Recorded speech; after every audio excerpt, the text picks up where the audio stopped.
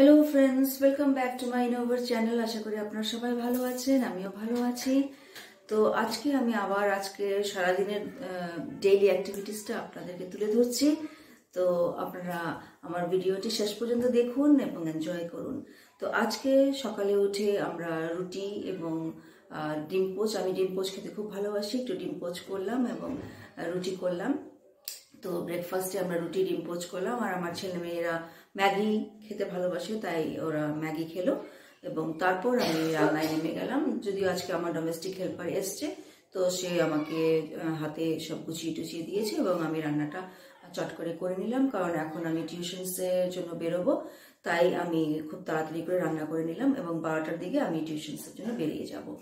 তো আজকে যে রান্নাগুলো আমি করেছি একটু একটু ভালো রান্না করেছি।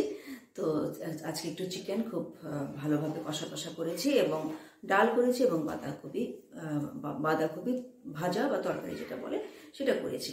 তো চলুন দেখি আমরা আজকে রান্নাটা কিভাবে আমরা করেছি এবং রান্নাটা আপনাদেরকে একটু দেখিয়ে দিই। তো আজকে রান্না দেখতেই পাচ্ছেন, আমি আজকে মাংস করেছি এবং মাংসটা খুব সুন্দর কষা করেছি। তো মাংসের উপকরণ যা যা দেয় তাই আমরা দিয়েছি।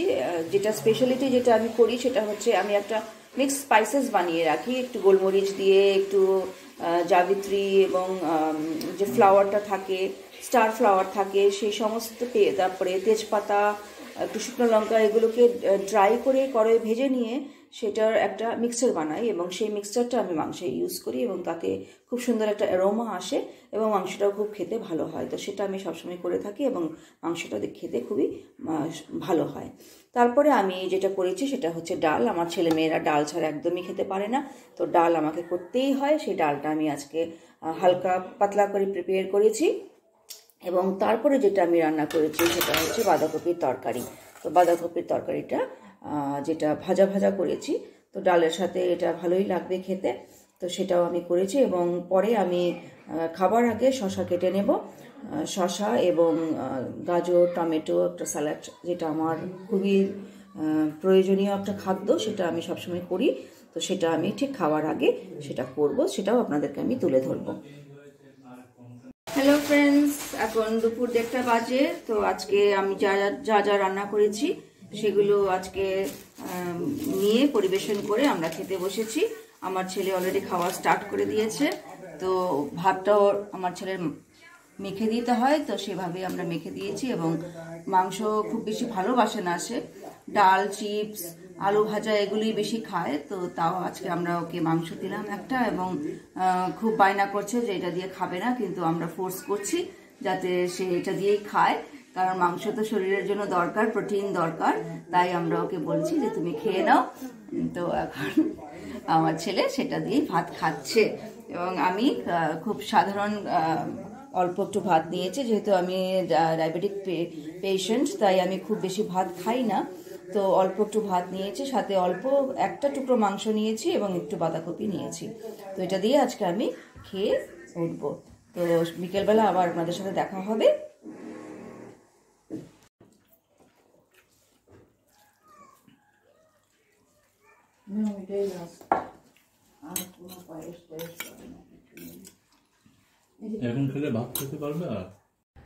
Hello everyone, welcome back to my Inovar channel. আশা করি আপনারা সবাই ভালো আছেন, আমিও ভালো আছি। তো আজকে আমি ব্লগটা শুরু করছি একটু লেটে। গতকালের ব্লগটা আমি কমপ্লিট করতে পারিনি, তো আজকে আমি এই ব্লগটা কন্টিনিউ করছি।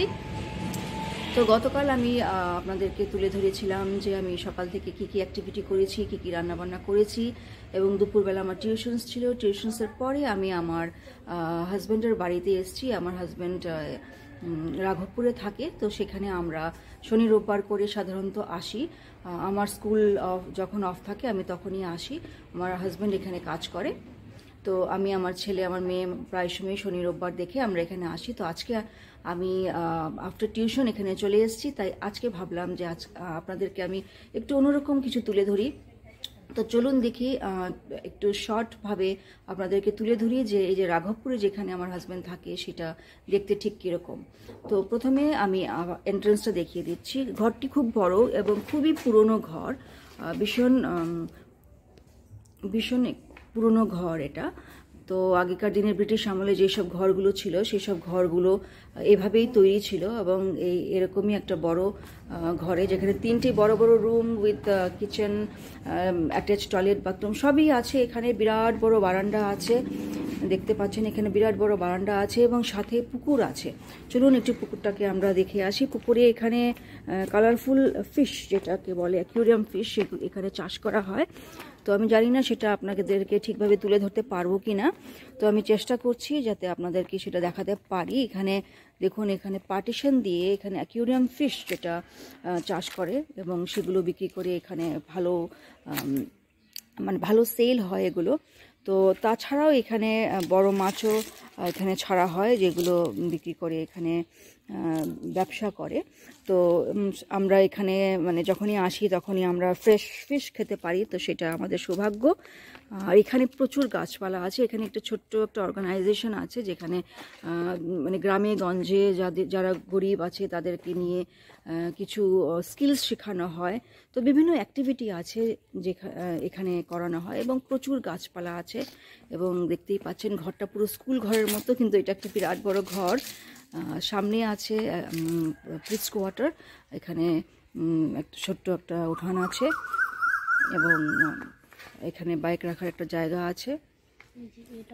হ্যাঁ, এখানে পাম্প, জল করা, যে পাম্প করে যে জল ইউজ করে সেটা আছে। সাধারণত আমরা সেগুলো দেখি না শহরে, তো আমি একদম ইউজ টু না এসবে।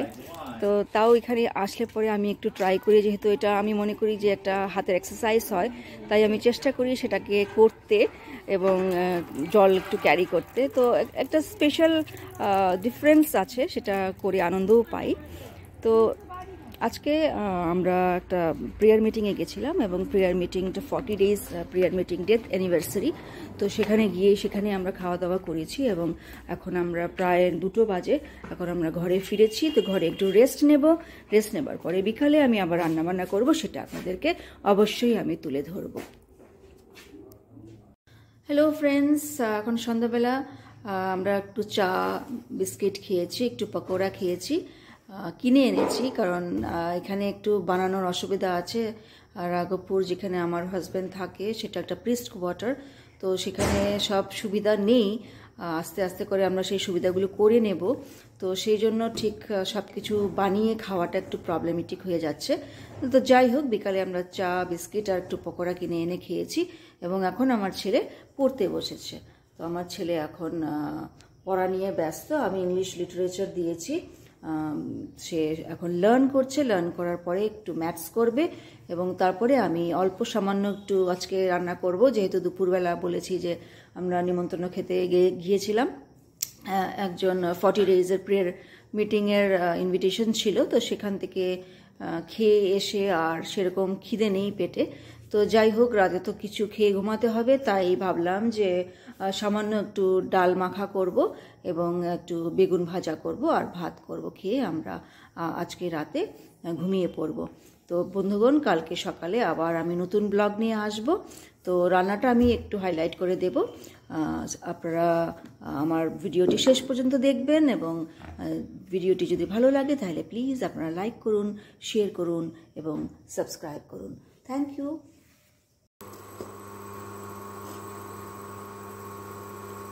সো হ্যালো বন্ধুগণ, এখন আমি ডাল রান্না করতে বসলাম। তো আমি যেখানে থাকি আমার হাজব্যান্ডের বাড়িতে, সেখানে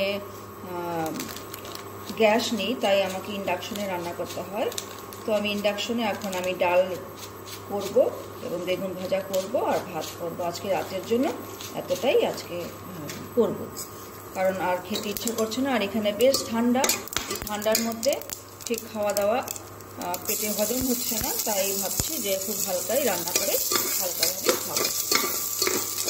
তো আমি ডালটা খুব সিম্পলভাবে রান্না করছি, আর দেখতেই পাচ্ছেন আমি কিছুই দিইনি, একটু জিরে দিয়েছি, একটু পেঁয়াজ দিয়েছি এবং একটু কাঁচা লঙ্কা দিয়েছি এবং দেওয়ার পরে আমি ডালটাকে সামান্যভাবে ভেজে নিয়ে তারপরে জল দিয়ে প্রেসার কুকারে সিটি মারিয়ে দেবো। তো খুব শর্টকাট প্রসেসে ডালটা রান্না করব এবং এই ডালটা কিন্তু খেতে ভালোই হয়, আপনারা বাড়িতে ট্রাই করে দেখবেন। ডালটা কিন্তু খেতে ভালোই লাগে, স্পেশালি শীতকালে। ডালের সাথে করব বেগুন ভাজা। তো বেগুনটাকে আমি নুন হলুদ সামান্য চিনি এবং একটু তেল দিয়ে মেখে রেখেছি, যাতে ভালোভাবে বেগুন যখন ভাজি তখন মজে যায়। তো আজকে রাতের মেনু ডাল আর বেগুন ভাজা, এটা দিয়ে আমরা খেয়ে উঠব। কালকে হয়তো আমরা একটু ভালো মন্দ খাবো, কারণ কালকে 31st নাইট এবং কালকে আমাদের চার্চ আছে 31st নাইটের 11টা থেকে। তো কালকে হয়তো আমরা একটু ভালো একটু রান্না করবো এবং ভালো একটু খাবো। তাই কালকের দিনের অ্যাক্টিভিটিটা আমি আবার আপনাদেরকে তুলে ধরবো। তো আজকে এখানেই বিদায় নিচ্ছি।